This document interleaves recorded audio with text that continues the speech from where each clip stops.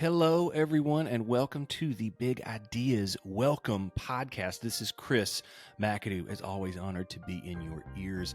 And back with, well, a throwback episode. It's just a conversation with Wes and Jes Breitenbach of Crown Upholstery here in Knoxville, Tennessee, proud members of the Maker City, which you should learn more about at themakercity.org. But Wes and Jes have built not just a business, but a life together over a couple decades. A decade here in Knoxville that has seen their business grow and grow and grow. They talk about college. They talk about not going. They talk about what it means to be a skilled craftsperson. Who do you surround yourself with to learn? Who do you share that life with? Who do you share that community with? They take an absolutely amazing, thoughtful, intentional approach to their craft and to their business. And I think you're going to love this conversation as much as I did. It will challenge your thinking about what that path is, what societal expectations think you should do versus what's right for you in your life. As always, Big Ideas Welcome is brought to you by the Knoxville Entrepreneur Center, a business accelerator located right in the heart of downtown Knoxville, Tennessee. Learn more at knoxec.com. Also, a shout out to Jalen Baker. I hope you have enjoyed these last few episodes with our 100 Knoxville mentors and entrepreneurs as much as I have. We've got a few more of those coming your way in the new year, and then season 3 is on its way. I hope you enjoy this podcast as much as I enjoy making it and as much as the team enjoys bringing it to you. Here we go. Let's challenge some assumptions. Let's dig into craft and community with Wes and Jes Breitenbach of Crown Upholstery. I'm Wes Breitenbach. I'm Jesica Breitenbach. And together we own and operate Crown Upholstery here in Knoxville. And our big idea is don't go to college. Don't go to school. Listen, all my friends, go Carson Newman Eagles, go Maryville Scots, go to UT Vols. But when you say don't go to college, I know it's slightly tongue-in-cheek, but it comes from years of sort of hard-fought learning experience, both as practitioners of a craft and as business people. So what makes you, where did that big idea come from? I've seen a lot of my friends spend a lot of time, effort, and money in college and get multiple degrees only to not use them and to go on to do something else. And I think that maybe they had found that something else through that process. But I, at an early age, figured out that I was probably not going to be attending college. And so it made it difficult for me to even have the desire to finish high school because I didn't even know where I was going to go or I knew I wasn't going to end up down that route. And when at my time, I'm 48. And so when I was going to school, college was just pushed really hard. You were going to be a loser if you didn't go to college. And so I was just going to try to figure out how I would continue on my life as a loser. And then when I found the craft of upholstery, it really, I saw people, Jes's grandparents were living and working out of their home. And I was like, wow, that's a really nice environment to be in, not having to worry about playing with others or anything. You can just make up your own schedule, do your own stuff.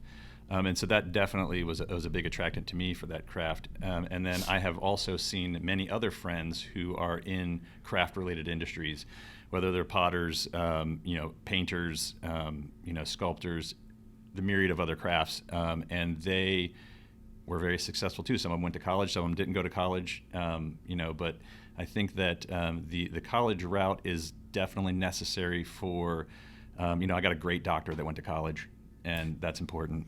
But I don't think that is necessarily a route that you have to be funneled into. I think that they need to kind of broaden things out, and with the education system that it is right now, especially in the high school, middle school,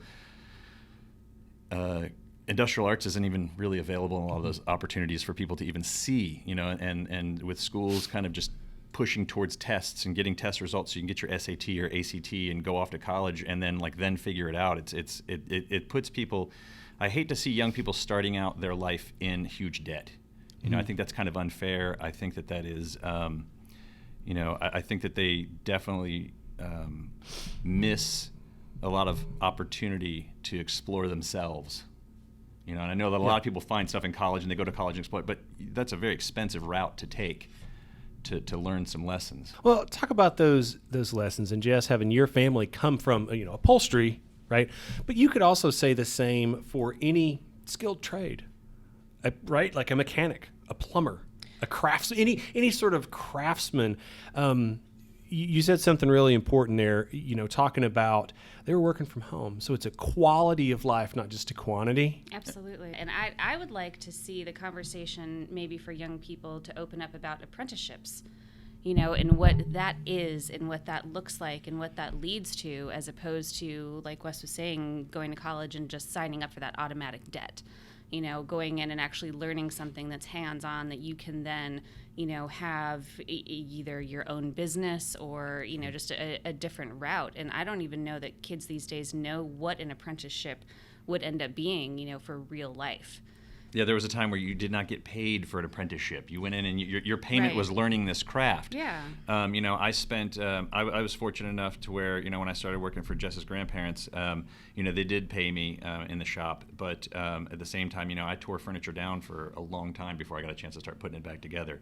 And I think that our society is has that instant gratification sort of, culturally, they're just like, I want to order it now. I want to get it now. I want it at the door now. And, learning things, it's the complete opposite of that. It's lots of trial and error. I've been doing this for over 25 years, and I'm still learning new things. I'm still getting projects in that I've never done before, and I'm still having to figure those things out. And so it is definitely, us working for ourselves. We did start out working at home, so it was a very good quality of life thing. We're able to raise a kid and go and do a lot of things on our own time. And then now that we've gotten to the point where we've grown so much and we've hired on people, we say that we used to work for ourselves and now we work for them, because you have to pay people well. You can't expect people to come in and want to be at work and want to do a good job if they're worried about trying to pay their bills or how they're going to make ends meet and stuff like that. And that's also, as business owners, very difficult to both find people that are good and qualified that don't want to run their own business. And then also be able to pay them well, so. Well, I will say that there's two different sides to our business. There's the craft side of it, which of course takes many, many years of many, many mistakes to figure out how to, do what we do. But then there's also the business side of it. Which involves a lot of years of mistakes. And absolutely, yeah. And then there's the client relations. There's so many facets to what we do that, we have a good group of people who are really, really talented at what they do, and we like to think that, they know how much we value them by what we pay them, but also, the quality of life that we're, offering everybody.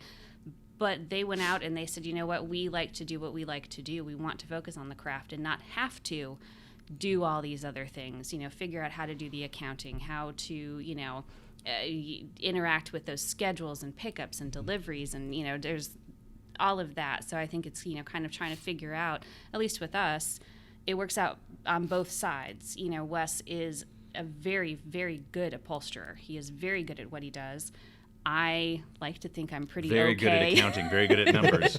at that side of it, that, and then, as far as like keeping all the moving parts and pieces together too, we have lots of furniture that comes in and out of our door, and sometimes it comes to us and then has to go to the wood shop, and then who has what and where is it and how did it get here and when's it coming back. And I think that there is definitely a place for college. If you're going to be starting a business and if you're a crafter and you are going out and you're going to make that step forward, it makes sense to go to a community college or go somewhere and take some business classes. So they do have some value, but you don't have to go $70,000, $80,000, $100,000 in debt to go take some business classes down at Pellissippi or even here at KEC or wherever you want to go learn about how to do those things. You can definitely take a much more discounted route and still walk away with the good information and how to run your business. Oh, for sure. Yeah, I learned what I know because I dabbled a small bit in the corporate world many, many moons ago. And I started out in an accounting department at a company that was pretty good size out in Arizona. And so I had some very basic knowledge of accounting from that. So I was able to take that once I realized I didn't want to continue to wear a watch or pantyhose ever again. Take what I learned from that and be able to build our business. So that's where a lot of that comes from. For so many makers, right? Like, and you know, this show, we have makers, we have artists, we have technologists, we have all kinds of people that listen to this. And one of the things that I really want always in each of these conversations is for people to find more in common than they do apart. Mm-hmm.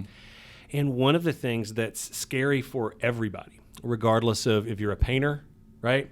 Or if you are the next, you know, building the next breakthrough technology, sure, right, through ORNL or something like that, is people are terrified of the business side of whatever it is that they are doing. Mm-hmm.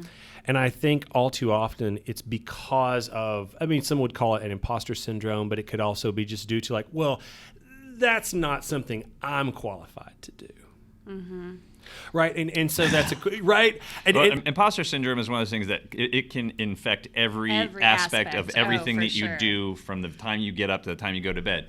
And I mean, there are still times, you know, after all the years that we've been doing this, that I still question whether we're good enough to be doing something, or we should be doing, you know, like how did we even get here? So I want to touch on what you were saying with, you know, the fear, right? The business side fear. And what are we afraid of? We're afraid of the IRS, right?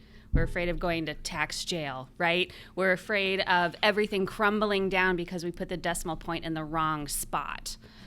When it comes down to it, the IRS does not want to have to call you.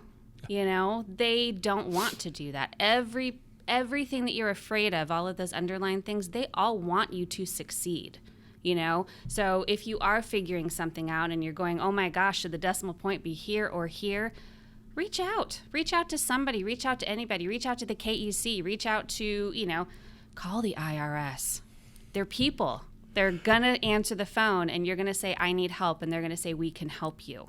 You know, they don't want to. For a little while, you might sit. You might have bring to plan your day around the phone call. You're going to pay somewhere. You're either paying in money or you're going to pay in time. Right. You're going to pay somehow. Everybody, every person behind whatever fear that you have wants you to succeed. You know, they might not know you. They might not know what you're making, creating, whatever. But they don't want to come and take you to IRS jail. You know, nobody wants that. So whatever that fear is, if you look it in the face and say, okay, well, what is that really? It's not going to be much, you know. And if it's a knowledge thing and you don't have the knowledge, then reach out to, like the KEC. There's mentors everywhere that can help you with whatever. When we first started, even before we hired anybody, when we were thinking about hiring people, I don't even know what I don't know. I don't even know what to ask. I don't even know how to figure out the things that I don't even know I'm going to have an issue with. So I reached out now this has been a while ago, so I probably started with the KEC, and they set me up with a mentor who ran the payroll department and I wish I could remember the lady's name because she helped so much. And I sat down with her and we sat down in her office for maybe an hour and a half, something like that. And I went, I don't even know what questions to ask. And she said, okay, we're going to start with this question. And off we went. Wow. And it was so helpful and helped in so many facets that I still would go back to those notes that I took, you know, years later and go, oh yeah, that's it. So there's so many people out there and everybody wants everybody else to succeed. I mean, I don't know anybody who's like, I hope they fail. Like, nobody's like that. You know, and if they are, they're not running in any of our circles, you know? So I feel like anybody reaching out, and if you're like, oh, well, this is probably a really stupid question. No, it's not. There's literally no stupid questions, especially going into business or accounting or any of that, because there's so much unknowns.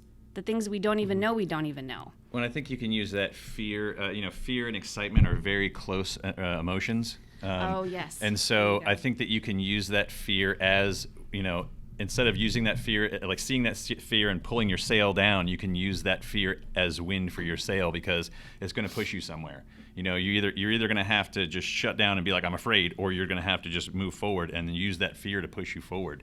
You know, there's been lots of times over the years where we have been very fearful of situations, but we look back and we go, well, we've made it through other things, so we're just going to keep the sail up and keep going forward. And, you know, I mean, it's to look back now and go, and travel back in time and tell myself everything's going to be okay. It's not going to help because I was still scared back then. I was still nervous. Yeah.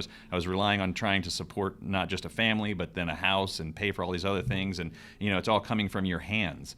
And you think about, if I'm walking down the stairs and trip and fall and break my arm, we're done, And and that kind of leads up to now we have to the point where we've grown to where we've purchased real estate. We have purchased commercial and residential real estate. We have employees and all these other, and there's all fears that come with that, because what if I don't bring in enough work to pay these people, or what if I can't make my bills? And so that's definitely fears, but those have all been sort of pushed aside because I keep looking back and I go, every time I get that fear, it's handled.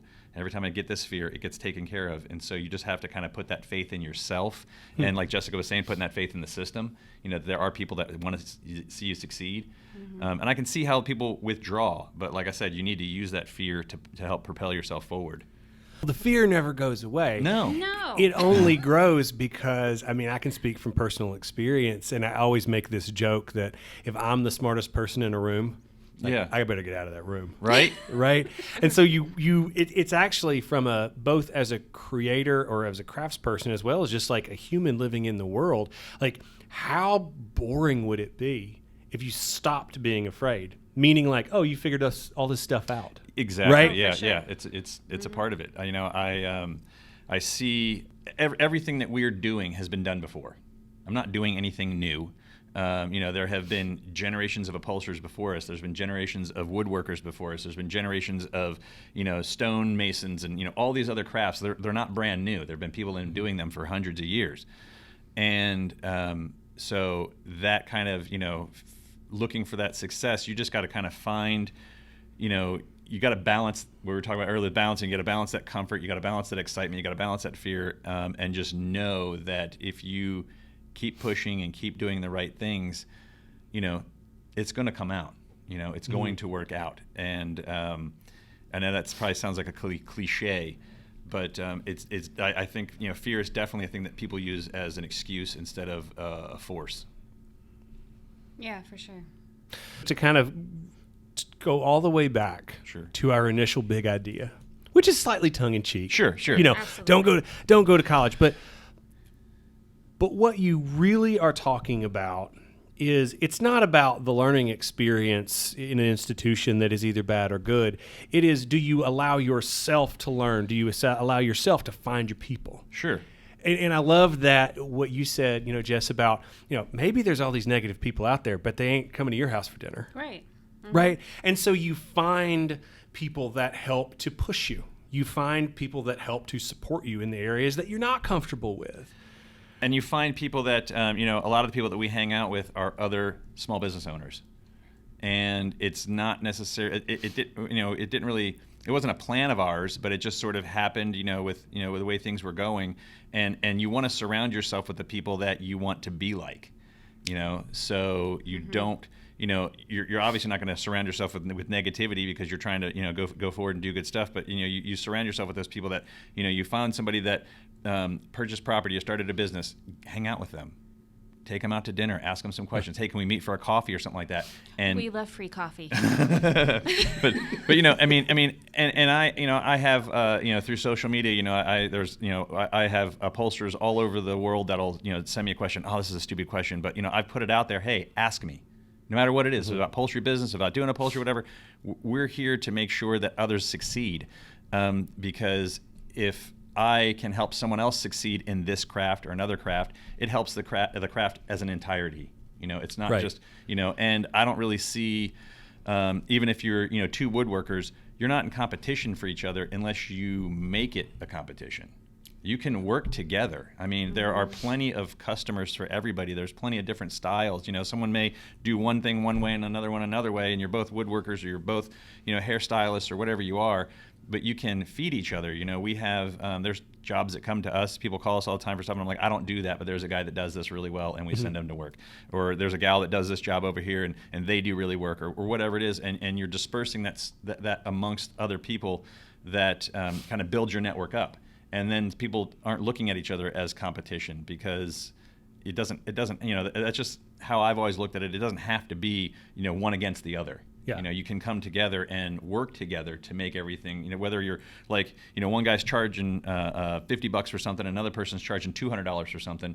And it's like, you know, the $200 guy hates the $50 guy because it's too cheap. The $50 guy hates the $200 guy because it's too expensive. And it's like, you know, they come together, work together as a unit, and then they kind of develop something for their industry in a whole, as a whole, you know. So it isn't, you know, people thinking, oh, that guy's cheap because he's no good. You know, it's that guy's cheap because maybe his overhead isn't as high, you know, or maybe, you know, they don't have the experience and the confidence to charge more. You know, so there's lots of different things you can gain from, instead of being, oh, there's another person over there doing the same thing I'm doing. Instead of being like, I got to put up a wall and they're my competition, you're like, no, go and knock on their door and be like, how are you doing what you're doing? I want to do that. And more than likely, they're probably going to be like, yeah, I would love to, you know, help and share that information with you. Bad things don't normally happen when you're building up community. Yeah. So, you know, normally good stuff comes out of it. You know, like with us, when we first started, we were working, you know, by ourselves in a very small area.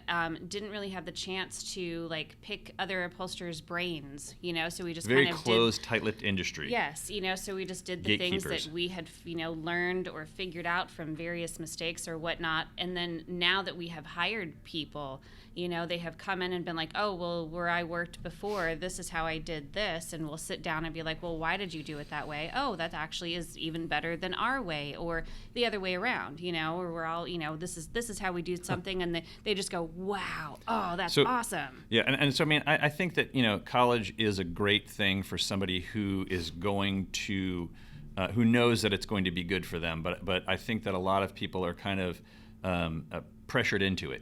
You know, you're in high school and you're trying to make decisions, and you may be doing really well in school, or maybe not, you know, and you know, and all of a sudden it comes toward the end of the year and it's like you're going to graduate, and they're like, what are you going to do now? And that's kind of like, you know, getting that like, you know, rug pulled out from under you. You know, you spent the past 12 or more years with this kind of security blanket of knowing what you're going to be doing every day, and then all of a sudden everybody's just like, make a decision now for the rest of your life, go. And it's like, whoa, that's not fair. You know, that's not fair to anybody, and it certainly doesn't help somebody choose a good life path. So, you know, I think that, you know, instead of teaching to a test, they might focus on teaching towards the individual, you know, and trying to, I mean, schools should be filtering people into positions instead of funneling them into something.